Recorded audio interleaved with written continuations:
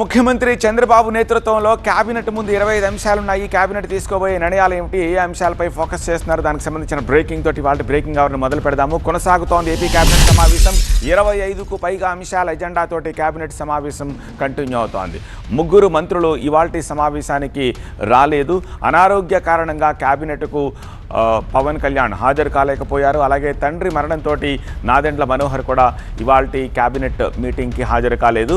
ఇక వ్యక్తిగత పనులతోటి మంత్రి పార్థసారథి కూడా ఈరోజు మీటింగ్కి అటెండ్ అవ్వలేకపోయారు. సో ఈ ముగ్గురు ఈరోజు మీటింగ్లో లేరు.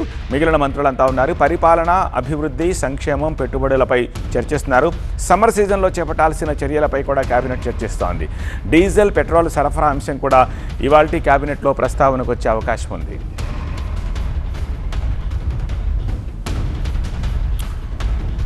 ఆల్రైట్, కేబినెట్ మీటింగ్కి సంబంధించిన లేటెస్ట్ ఇన్ఫర్మేషన్ అందించేందుకు మా ప్రతినిధి ఈశ్వర్ ప్రస్తుతం మనకు లైవ్లో సిద్ధంగా ఉన్నారు.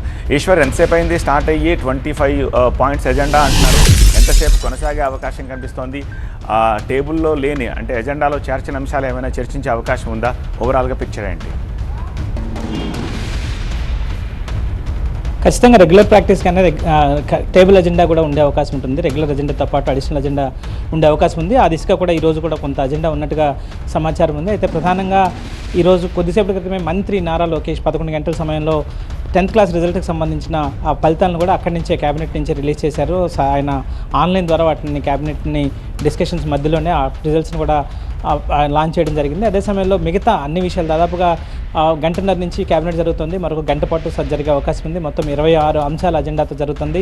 ప్రధానంగా అమరావతికి సంబంధించి అమరావతి క్యాపిటల్ని తనకు తాను అది ఒక నేషనల్ లెవెల్లో, ఒక ఇంటర్నేషనల్ లెవెల్లో రీబిల్డ్ చేసే ఒక బ్లూ ప్రింట్ని ప్రధానంగా ఈరోజు దాని గురించి చర్చిస్తున్నారు. ఇప్పటివరకు గతంలో 55,000 కోట్ల రూపాయలకు సంబంధించిన టెండర్లను పిలిచారు. ఆ వర్కులు ప్రారంభమయ్యాయి. ఆ తర్వాత వాటికి సంబంధించిన ఎక్స్టర్నల్ వర్క్స్, క్లాడింగ్, గ్లాస్ క్లాడింగ్కి సంబంధించిన వర్క్స్, లేకపోతే సెక్రటేరియట్కి సంబంధించి కావచ్చు, అసెంబ్లీకి సంబంధించి కావచ్చు, బయట ప్రపంచానికి ఒక గ్రీన్ సిటీని నిర్మించబోతున్నాం కాబట్టి వాటికి అవసరమైన అదనపు హంగుల్ని చేకూర్చాల్సిన అవసరం ఉంటుంది. అదేవిధంగా సస్టైనబిలిటీని మెయింటైన్ చేయాల్సిన అవసరం ఉంటుంది. కాబట్టి ఆ దిశగా ఈరోజు చాలా కీలక అంశాలని చర్చించే అవకాశం కనిపిస్తుంది. గ్లాస్ క్లాడింగ్ అంటే ఒక ఎక్స్టర్నల్ కవర్ మాత్రమే కాకుండా బయట లోపల కూడా న్యాచురల్ లైటింగ్ పడేలాగా, న్యాచురల్ ఎనర్జీస్ అన్నీ లోపలికి వచ్చేలాగా అట్లాంటి అనేక ప్రత్యేక ఆకర్షణలు, ప్రత్యేక వసతులు, సౌకర్యాలు కలిగిన ఏర్పాట్లకు సంబంధించి దాదాపుగా 2,000 కోట్ల రూపాయల ప్రాజెక్టులకి సంబంధించి ఈరోజు కేబినెట్ నిర్ణయం తీసుకోబోతుంది. అదే సమయంలో ఢిల్లీలో ఏపీ భవన్కి సంబంధించి కూడా 124 కోట్ల రూపాయలకు సంబంధించి పరిపాలన అనుమతులు ఇవ్వబోతుంది. ఢిల్లీలో